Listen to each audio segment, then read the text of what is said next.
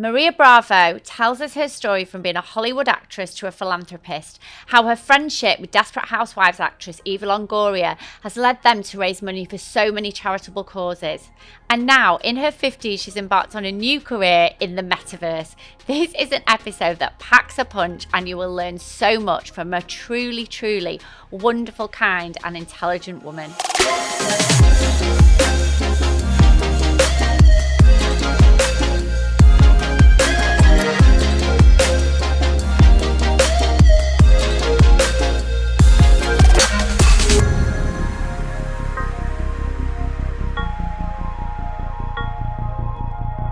Welcome to another episode of the Anything is Possible podcast. It is the day after the night before, where we attended the Global Gift Gala at the Georges V Hotel in Paris for the Global Gift Foundation. And this event was organised by the founder of the Global Gift Foundation, Maria Bravo. The event was amazing, and Maria hosted it alongside as well Eva Longoria, the famous actress whose charity, the Eva Longoria Foundation, benefited from the event last night. Maria, welcome to the podcast. Thank you so much for having me here. Well, thank you. We're so honoured to have you. We're going to talk about your philanthropic journey. We're going to talk about events, Web3, the Metaverse. But first of all, our listeners always love a little bit of juicy gossip. So prior to all this work, you were an actress in Hollywood, is that right? I was. I feel like I live 4 different lives. Wow. Truly. Which is what we talk about a lot with Anything is Possible, that you can have a number of lives within your life, and how exciting is that? Oh my God, yes. So, and at any age. And so tell us about Hollywood. Like, were you in movies, series? Yeah, I was in a TV show. It was called, well, it's still running. It's called The Bold and the Beautiful. Oh, yes. Yeah, it's been running for like 35 years, something like that, crazy, or 50 years. I was in few movies. That's how I met Eva. Yeah. We were in a movie together right. like 25 years ago. And you struck up a friendship from that. Yeah, the movie was horrible, but the friendship really stayed, and we became best friends. Oh, and also you dated Bruce Willis, we were just chatting about before, for 3 years. Yeah, Bruce, it was amazing to date him. So you had this, obviously, life as an actress, and then how did your philanthropic journey start? I believe at one point you were volunteering in hospitals with Eva. So how did that interest in helping other people, where did it come from? Well, it came from my mom. Okay. Definitely. I come from a very humble beginnings. And I remember my mom in the street that we live in, the neighbor, it was an older lady, maybe 90 years old, and she didn't have any family. So every day my mom will accompany her to come to our house and eat with us. And in the street, in another house, there was this gentleman who was a single man, maybe 50, and he would come and eat every day with us. Like, we had 10 people eating with us, and my mom, we didn't have money, she just put more water to the soup and had everybody coming. And that is where I learned about compassion. Yeah. And it's about really giving the helping hand to anybody they need. And it doesn't need to be money. It can be a smile to somebody who in the street is walking, and you can sense that person is invisible, or feels that way. Yeah. So just to give a smile and say, I acknowledge in you, I see you. That is philanthropy to me. So that was kind of how you were brought up, and I think I've heard Eva say the same, that because she had a sister that was ill, just volunteering was part of their language. That was what they did. So how did you, so you saw your mum do that, then how did you kind of start your own journey on it, really? Yeah, for me it was when I was in United States, and I work with Padres contra el Cáncer. It was an organization that these parents, the Latino families, they had children with cancer and they didn't speak the language. They would go to the hospital, the doctor would say, your child has cancer, and couldn't translate, couldn't get a feedback from the doctors because they didn't speak. So Eva and I, we just translate for them and said, these are your options, these are, and just to be there for them and be their voice, their questions, their answers. How many days would that be? Was it a weekly thing? Or? It was a weekly thing. I remember the first time it was very hard because, it's children with cancer, and it shouldn't be in the same center. And just seeing these parents suffering so much, and some of these children didn't make it. It was really hard for me in the beginning. I started just being one day a week. And then as I understood that I had to be there, simple, no, just a shoulder to cry on, a ear for somebody to listen to what the pain and the suffering. And then I did it like 2-3 times a week. And then I will stop for a little bit just to recap from... Because it's hard to take all that on, isn't it? If you're hearing how distraught they are. And so you did that, and then you met your husband. I believe it was love at first sight. Yes. So when was this? What kind of age were you then? This was in Spain, actually, before I went to United States. So I was, as I said, flamenco dancer, and I was doing a show, and he was in the first row, and he had beautiful green eyes, very bronze skin, so handsome. I thought, oh my God, that gentleman is so handsome. So we finished the show. I'm in the green room, and I look back and I see him there, like, who is that guy? Why he? And he was a friend of one of the dancers. And he came, it was love for him and for me. Oh, wow. I had a boyfriend at that time. The next day I didn't. He was out the window. I was out of the window, like, you are the love of my life. I'm going to marry you. I'm going to spend the rest of my life with you. We moved to Los Angeles. He was an investment banker. And I finished my studies there. And we were working and having a family in our mind, to create a family. And one day he just died out of, you talking to him, and the next day he's not there anymore. And you realize, don't live for tomorrow, really what you want to do. You want to have a family, have it now. Don't wait until the perfect time for it. So, it was my whole life as I knew it crumble, and then I stopped. I was a stockbroker at that time, and I stopped working. I just needed to collect myself and make sense. What are we doing here? Where are we going? What happened? This man, bigger than life, amazing personality, so intelligent. Knew 7 languages, which, it's like he was a brilliant mind, and then he's gone. 100% of all his essence, it was gone. And then you start thinking, why?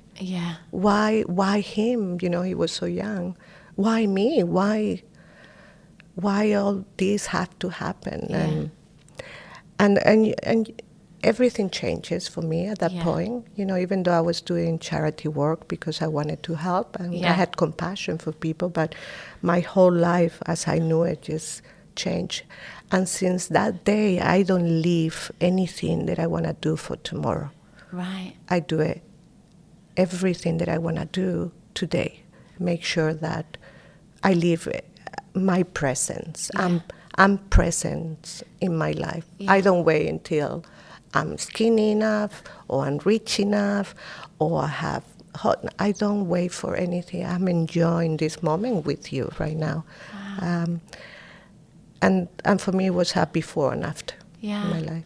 Is that where you'd probably say one of these other lives, you had that life with him and then started again? Yeah. So I read that you, at that point when you'd collected yourself, and I'm sure I'm going to talk to you about grief later, but you decided you wanted to refocus, and the three kind of loves of your life in terms of entertainment, charity work and finance, you wanted to bring them together. And was that the start of the Global Gift Foundation? Yeah, that's actually, it wasn't even called the Global Gift Foundation. Right. It was, we just, Eva and another friend of us, Alina Peralta, was... we just came together and said, we want to do more. Eva started getting very famous with Desperate Housewife. Yeah. So I said, okay, let's use your voice, to really make a true impact. Yeah. All these clients that I had in the financial industry, and I knew what they wanted. They wanted endorsement in a platform that was philanthropic. Yeah. I said, and we started creating fundraising galas and events. And then after a couple of years, we say, okay, let's do our own foundation. So that's really interesting, because I was going to kind of ask you how, you've kind of lent on, I guess, your contacts. And a lot of people might start without contacts, so it's quite hard. So I guess for you had a genuine friendship, you and Eva, anyway. So it wasn't, you weren't asking too much of her because you were best friends anyway. So you started to speak to, you had clients in the finance world as well, did you? And did you approach them and ask them, do you want to support? We're doing this event. Will you come? Oh, yeah. Yeah. I find some people ask me, coming from a small town like Spain and going to Hollywood and do all these things, how do you do it?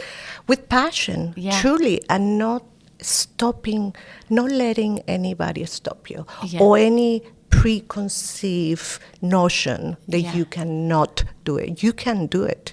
The only person that stops you from doing is yourself. Yeah. Nobody else. You can do anything. And dyslexia. I'm Spanish from a small country, a small town. Doesn't matter. I knew that I wanted to do something that was important in my life and other people's life, and you just go and do it. Do you think you've had that since being a little girl? Like a lot of people I've interviewed, they say, I always knew I was going to do something big. Have you always had that belief, do you think? No, I don't think so. I think that I always believe in myself, because my mom, since we were very little, she said, always be independent, Maria. Yeah. Never depend on anybody. Yeah. Nobody.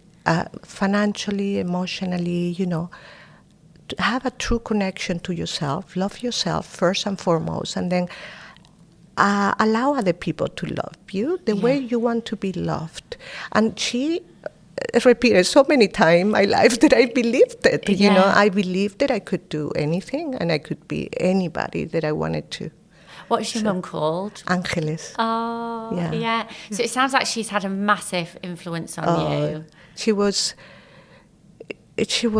my hero, really? Truly. Every day I think about her. I lost her 6 years ago, and I miss her every day. And sometimes when I am in some kind of decision making in my life, I'm like, what my mom would say to me. She would say, go for it, girl.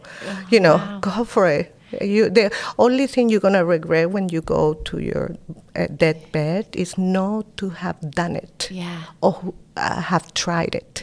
So just go for it. What do you think when, it's funny talking about this, because I've been reading a book called Manifest, which is all about your vision boards, and people kind of put barriers on themselves where, say one of my goals, let's say, might be I want to have this 5-bedroom house, etc. And I think, but I'll never do it. How would you advise somebody that's just setting small goals to start believing in themselves like that? But for me, it's not about the end result. You see, it's not like, for me, the end result is not to be rich or have a mansion. For me, it's to be happy in a space that I love. Lovely. Right? So, because sometimes, I've been very wealthy and I've been very poor. And I tell you, I have been the same person. But I must say, I was less happy when I was rich. Really? Than when I was financial normal security. Because you get there and you think everything have to be happy, and it's not. It's a very, very lonely place all the way up there. Wow. Yeah. So going back to the foundation, so you were kind of doing these events, but then when did you officially set it up? Well, 10 years ago you officially set it up, because it's your... With 2012. Yeah. So 12, sorry. And how did that happen then? What was the process from, going from doing events to actually setting up the foundation? For us, it was, for me and for Eva, for Alina, it was very important to know that the money was going to the projects that we wanted to support. Yeah. And to be able to have control of that money, you have to have a foundation. Otherwise, you're just giving the money to a third-party foundation. And truly, you don't have control after you give the donation. But for us, we make sure that 100% of the galas that we do are sponsored, meaning 100% of the money we raise goes to the project that we are putting together. So it creates a tangible feeling of achievement. So we have 4 homes in Delhi, where we get children, they are begging in the street, and we ask their family member to bring them to our home, and we give them money so they don't have to put them in the street to beg. And then there we give them food, education, medical care, whatever they need. And then eventually we ask the parents or the family member to learn a new profession there that we teach them. And we have a network of hotels and different places that they sell these things that they make. So sustainability is very important for me. And then we have an orphanage in Vietnam that we manage for 126 children. Wow. And in Marbella, we have a home. It's called Angeles, Casa Angeles, for my mom. Oh. And we have 300 children with rare diseases and special needs. We bring doctors from the United States and different countries, and we teach the local doctor how to do these new therapies. So these are tangible impact, and I like to see this. And do you have people running those houses? And wow. So how many's in your team?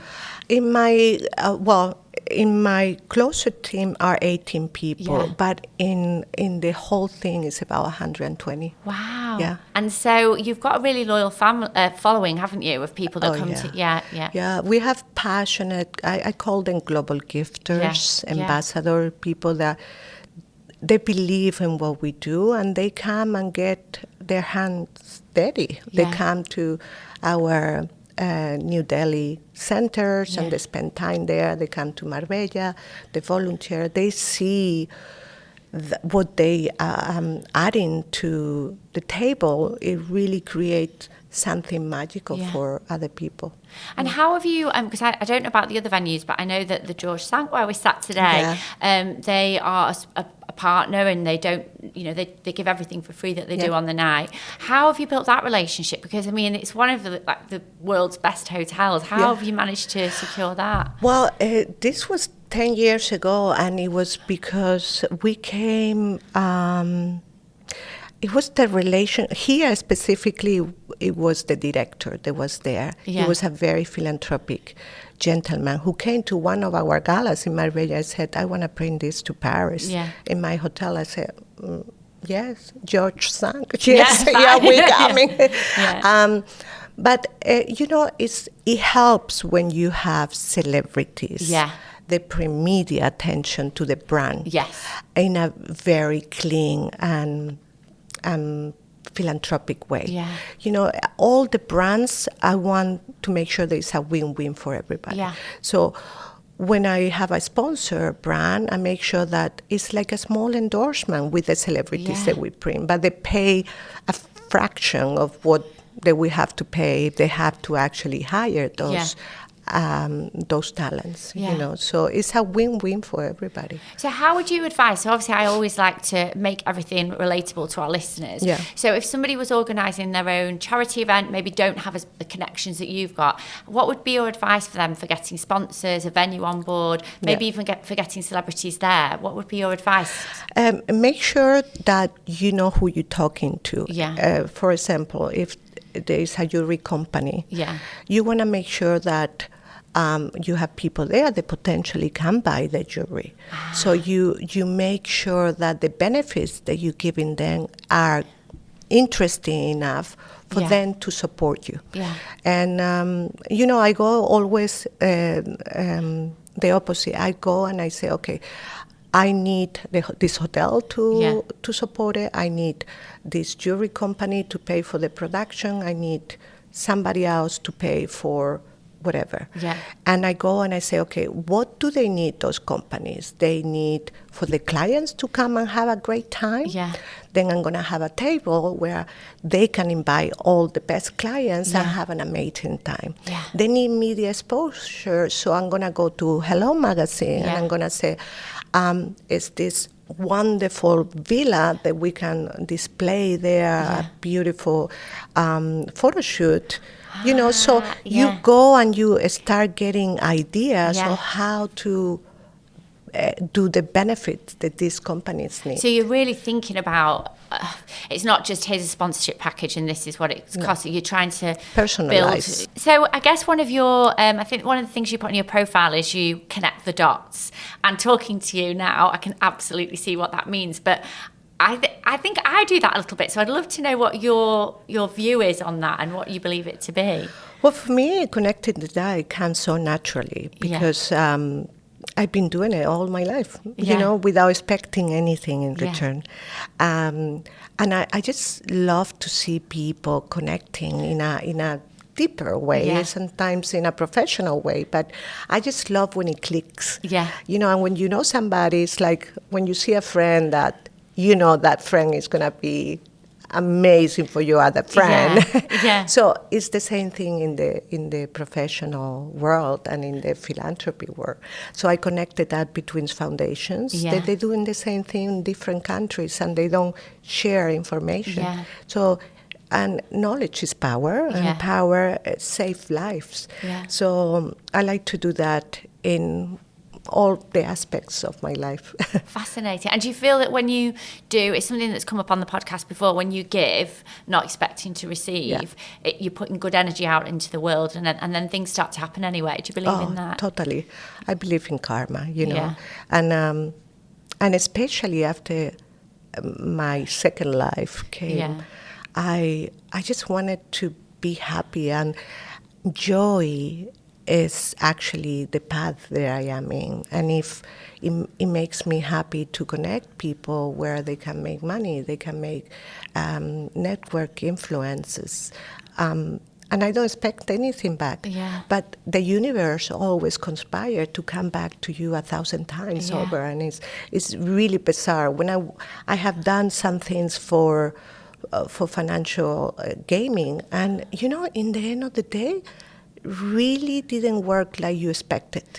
It's when, for me, in my experience, of course it's different for everybody, but in my experience, when I do it with the kind of heart, it just, without expecting really anything, just you doing your job and do the best that you can, and it's just the universe always compare you to make it work well. Amazing. So how do you, because I've been following you on Instagram and all your businesses, and I've heard Eva talk about time management and curating her life around that. How do you do it? Like, I don't. Well, I have to say Eva is a lot better than me. She does 1,000 times more than I do and in less time. Truly, I don't know anybody else who can manage her time so productively. What do you think her secret is then? To be structured. She's very organized. Yeah. She multitasks. Yeah. She's driving in the car and she's learning some kind of language. Yeah. Or she's listening to some kind of podcast that's going to teach her something. Like, she doesn't waste any time. She gets up and she has it all plans throughout the day. Yeah. For me, I'm not that structure. Yeah. But I do make priorities in my life.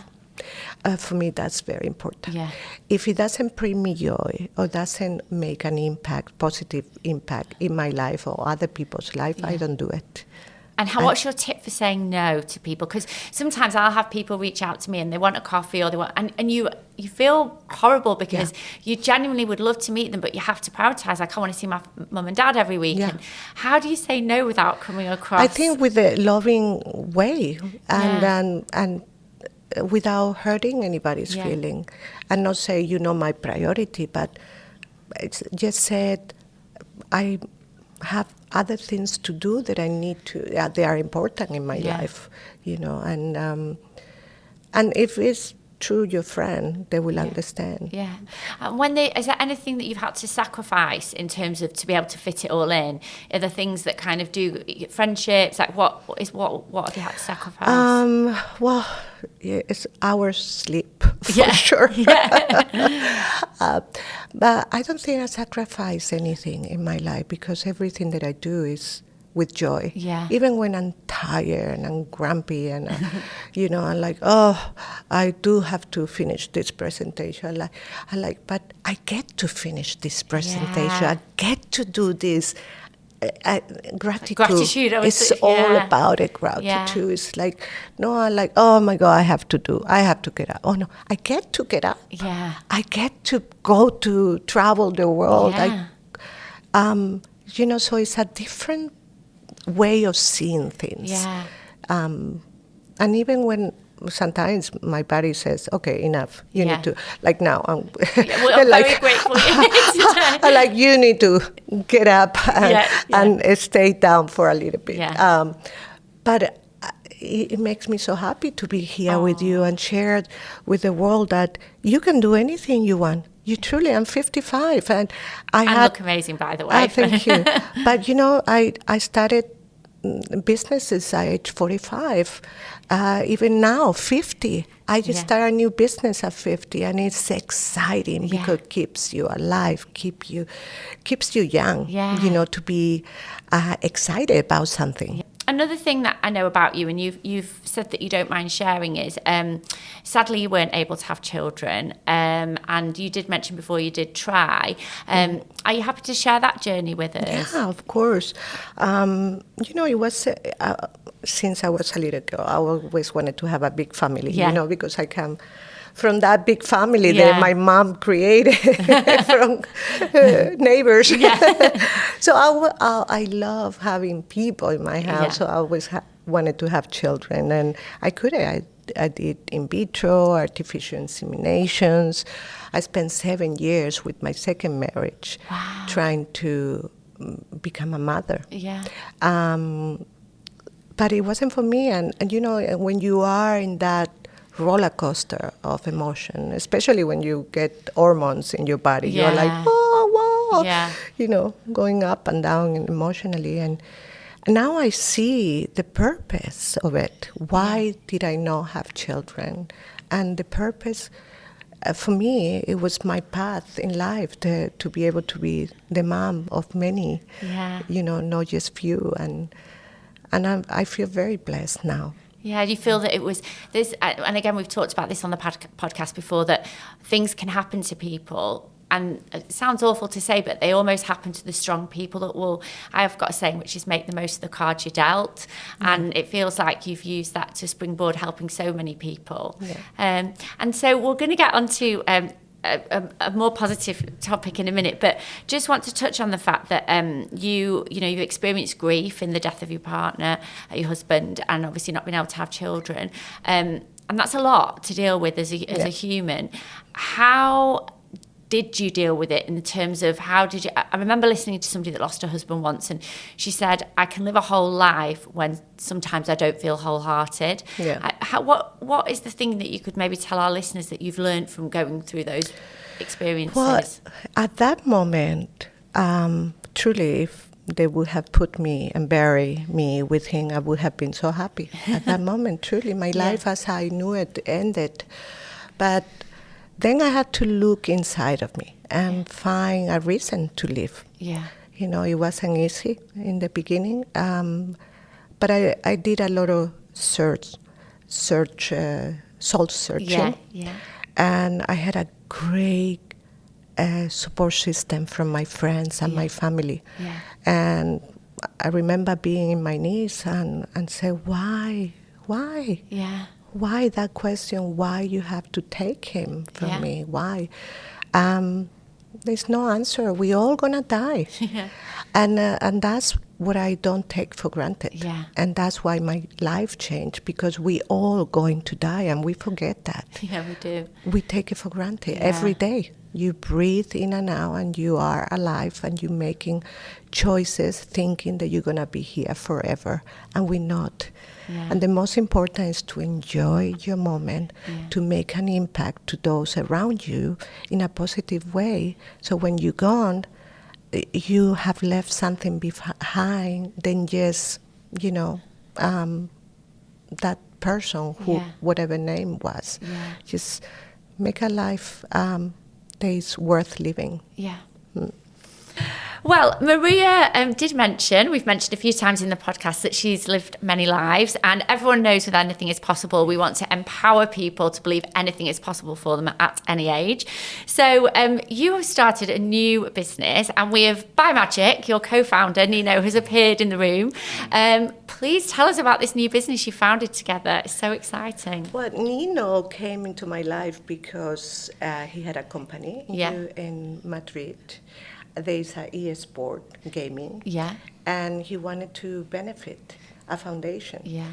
So he was benefiting some other foundation, and then he heard about ours, and he came and said, I want to help. Yeah. And that's how we started our relationship. And then he started telling me about Web3 and how transparency it is, how traceability there is in all the movement that you do. I say, okay, this is a dream come true for charity. And that's how Nino and we started our utopian world. Yeah. And he can tell you more about it. Well, before we talk about Utopia, because I've just been over to IMEX, which is our big events industry conference in Vegas, and Web3 and Metaverse were all the talk. But for those people that know nothing about Web3, can you give like a kind of description of what it is? Yeah, well, I would say, I would make a comparison with Web 1. With Web 1 would be the bringing of internet, Web 2 would be the bringing of social media, and Web 3 basically is the blockchain. Yeah. So I believe in terms of making it the understanding more easable for everybody, I would say this is just an evolution of the technology we see today. For instance, I mean, no matter what use case you can imagine, you're going to think either on internet or social media. So if you can, whatever you're doing, rather than interacting with someone, rather than, for example, buying something, purchasing something in whatever website.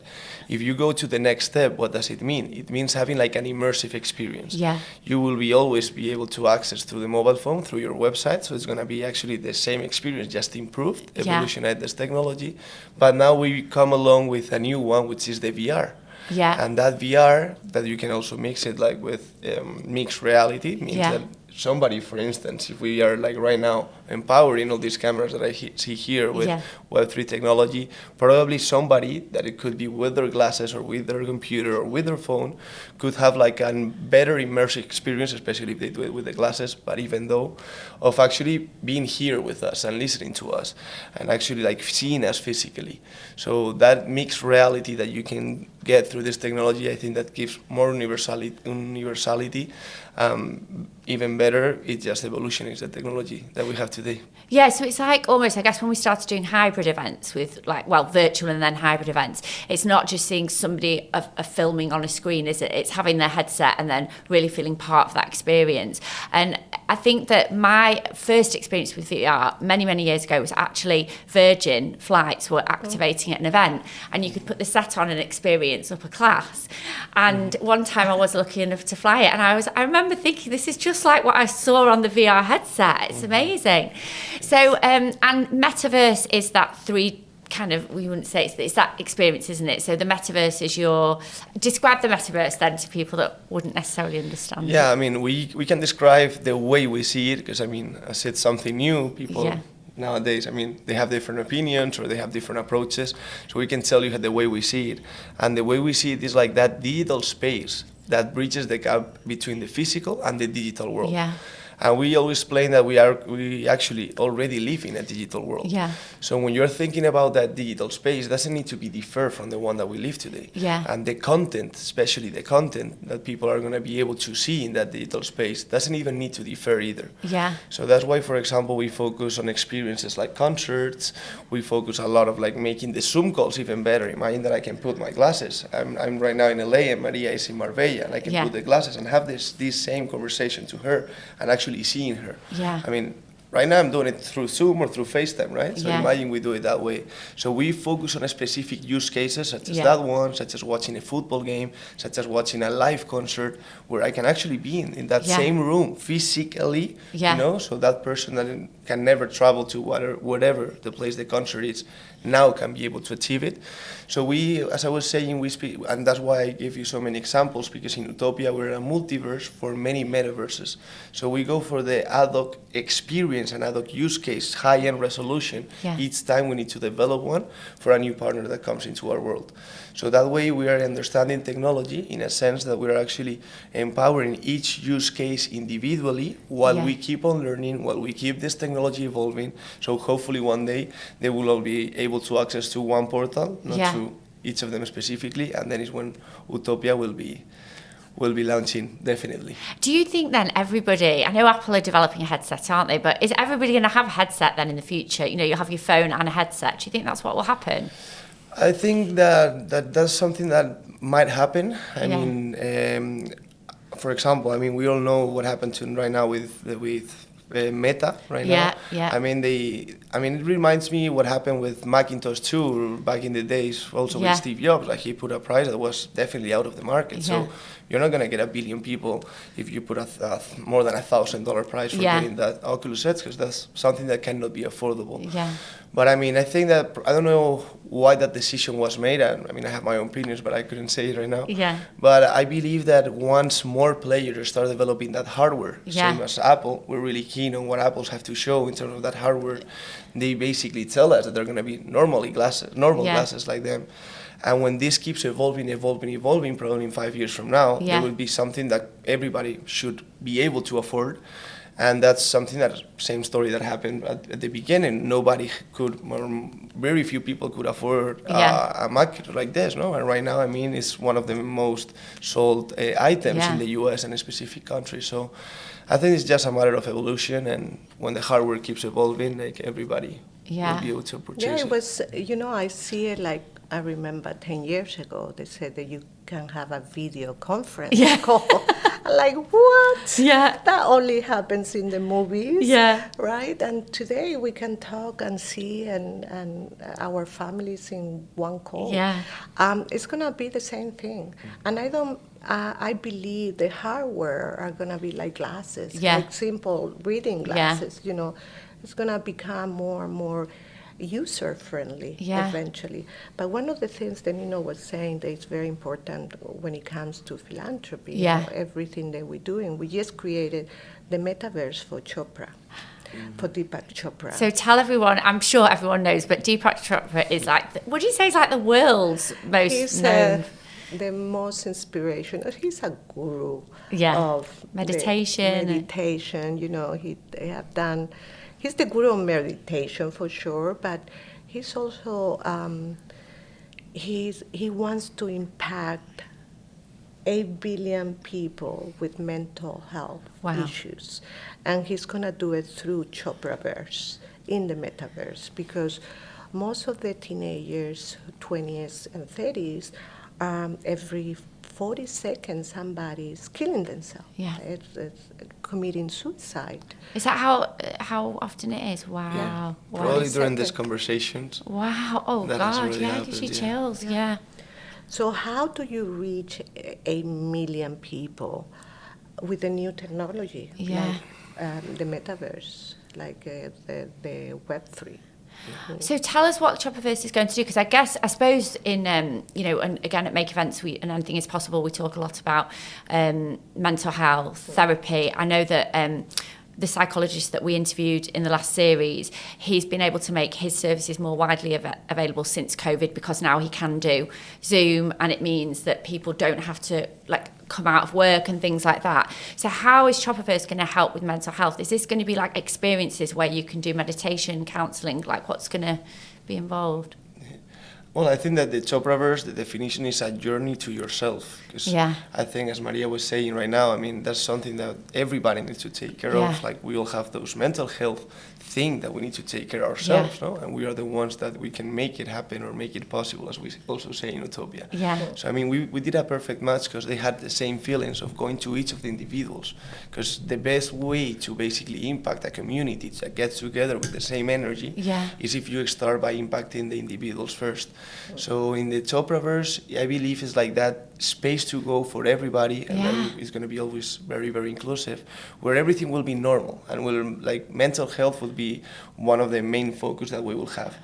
In this sense, what we're going to launch first, we're launching the houses, Deepak's houses. That's the first thing that we showed yesterday in the gala. And also in that I know, they looked amazing. We saw these kind of virtual houses, didn't we, where you could go and relax. There, for example, you can go to your room and you can have like some courses of how you need to sleep and get into a proper sleep every day, which is something very important. Also, when you go to the cooking place, you will be able to learn how to have these healthy meals on a daily basis. Then you go to the meditation area. That meditation area, you can have like a personalized meditation with Deepak that you're going to live it like if you were there. Same thing that people are doing with web touring, going back to our previous conversation, but now immersive. That you can do through your phone, same story, but also through the classes. That's going to make those meditation and all that good that Deepak, which is like an angel in the earth for all of us, has already done, be eternal. And those are some of the three things that we can say from now, but the rest that we are really, really keen on is that mental health place. That's fascinating. With artificial intelligence. And because that's something that's going to make an impact as well, I believe. Because I think people find it, I mean, I know I stopped meditating, and this week actually I did because I felt I was something off. But it can be quite hard when you're like running a business, so busy to switch and concentrate on your breath. So I guess like things like that will help people get you out of your head almost, and have time for yourself. Be a norm, it gives you tools to deal with everyday stress. And create that normality of taking 5 minutes for yourself, breathe it out, and to the next thing. But just to have those tools and know how to use them. I was just going to add that also is very important in those sense who your master is. Because, I mean, there's so many people that actually, like, teach in that sense. But none of them are the best sellers of all time. Like Dr. Deepak Chopra is right now. So, for example, I've also had my experiences meditating. And when actually you meditate with Deepak, and I think 2 days before we were in Ras Al Khaimah, right, with him, he did like a private meditation of 50 people. People were almost crying of the emotion they felt and how deep they went thanks to listening Deepak and thanks to being in that area, which was actually amazing. So I think that is very important, especially nowadays, and that Web3 gives is transparency. Like people are not gonna be able to say somebody that they are really not. And we're gonna get to that point, even though it has been something crazy at the beginning. The market is showing us that it will get to the credibility point. I was going to say that word. Do you know what? I think that is so important, because I got on a bit of a bandwagon the other day because I talked about OCD before, which is a mental health illness, and somebody had reached out to me who's suffering, and they said, I found this woman that's apparently miracle cure, like she can, and I was fuming because I went on this page and I was like, she's not a qualified psychologist. I know with my own journey, I went round the houses trying to get help, a hypnotherapist, or this or that, and it can actually worsen the problem. Like, it can actually make a mental health issue worse. So I think if you're making, now I'm understanding it better, you're making like probably what the best in the world accessible to the normal person, then I just think that's amazing. So Utopia, if you had to define, what's your kind of purpose, brand, your statement of what you guys are? Yeah, I would say building an ethical world is the statement we have. That's why we always give back in our philanthropic component. That's something that we have in our DNA, no? And it's very important to us. But in terms of making more understandable, and more down to our future developments will be, it's a multiverse, let's say that, a whole universe where different metaverses exist. Yeah. So I mean, we are focused on the ad hoc use cases, no? Yeah. For example, you want to do a shopping experience, we provide it for you. Yeah. You want to do a well-being metaverse, we provide it for you. Yeah. You want to do a gaming one, which is the natural transition that everybody understands. And that was our point, no? Like everybody's going into gaming, but they're forgetting about everything else. Yeah. And we need to onboard 1 billion people here. Yeah. So we need to go to the specific cases that everybody can actually achieve and dream about. Yeah. So I believe that that's what moves our heart, right? How did you decide? So with your philanthropy, how is that going to work for you? Say with the Global Gift Gala, how is it going to work for you? Oh, it works really well. Yeah. It works. You know, for us, it's about making a difference to the most people possible. Imagine having an education where you can go into a metaverse. Yeah. And you can have the best teachers in the University of Harvard teaching the children in Africa. They can get themselves to America or England or whatever that is. And that's accessibility without have to be wealthy or, you know. So that is impactful because you can go to communities. They have a chance to get there if it wasn't because of this kind of emerge experience and inclusion. Wow.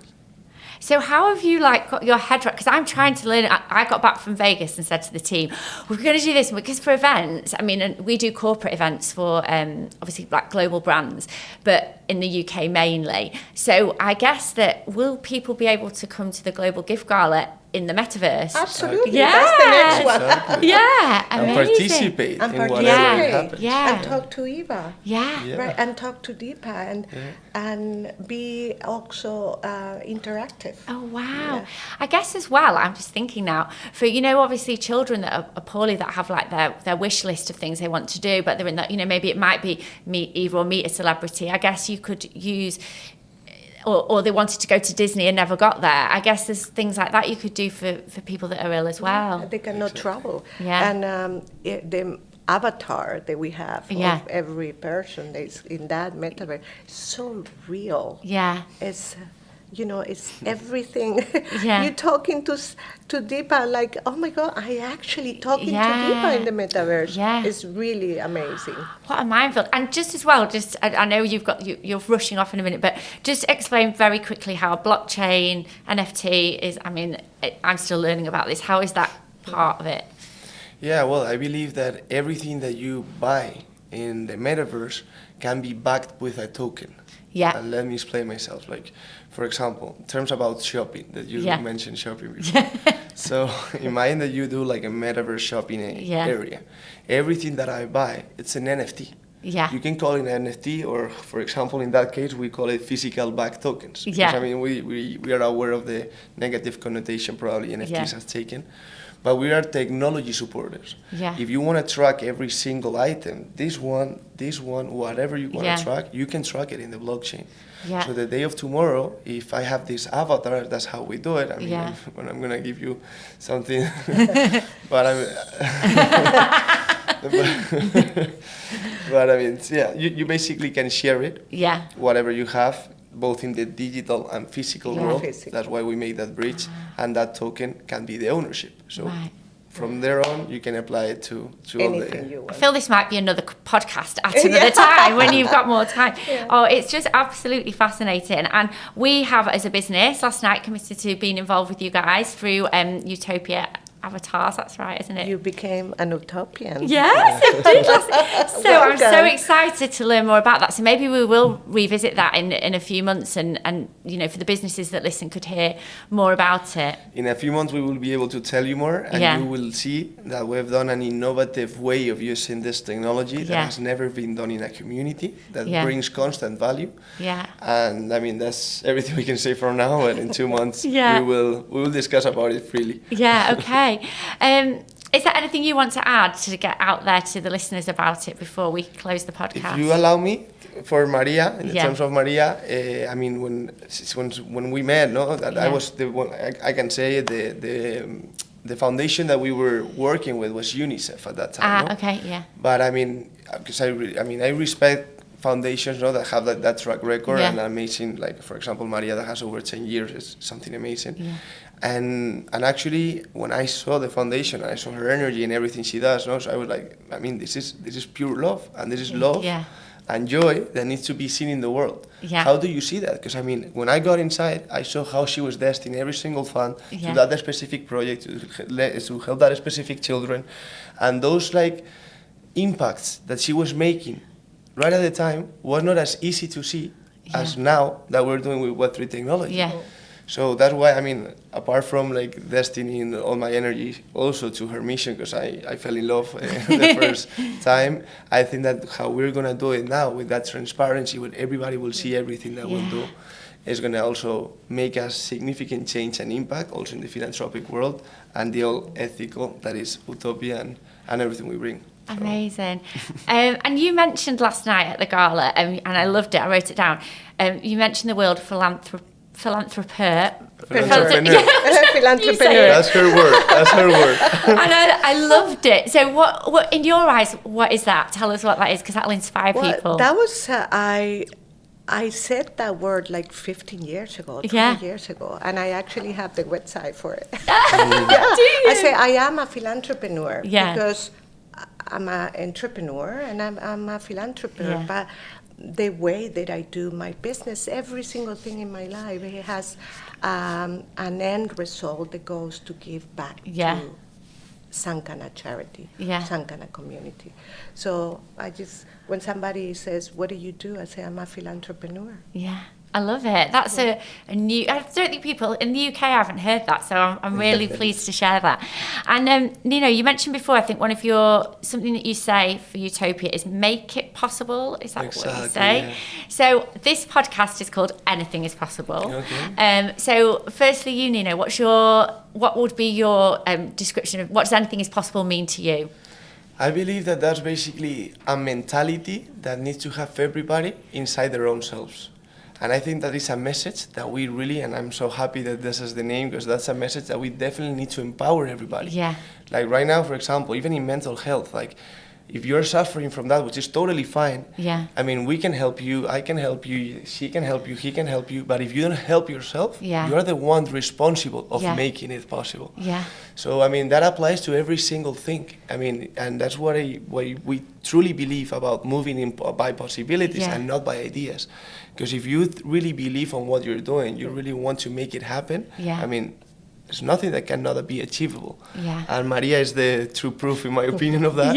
That's our brand, that's our identity, and that's the message that we want to empower everybody. Hey, you're not alone, we're always here for you, and this is the message that we want to give you. So, okay, let's do it together. Just put the effort in yourself to then align that energy that you're getting and that effort that you're doing, because we all make that effort every single day, all of us, no matter where we are. Yeah. And that's something normal. Yeah. So do it for yourself, do it for everybody, but do it for yourself first. Yeah. And then we're here for you, and together we will all be able to make it. Wow. And Maria, what about you? What does anything is possible mean to you? It means that your dreams can come true, honestly. Dream it, but dream it big. Dreaming in a way that it will be a dream come true, because it's possible.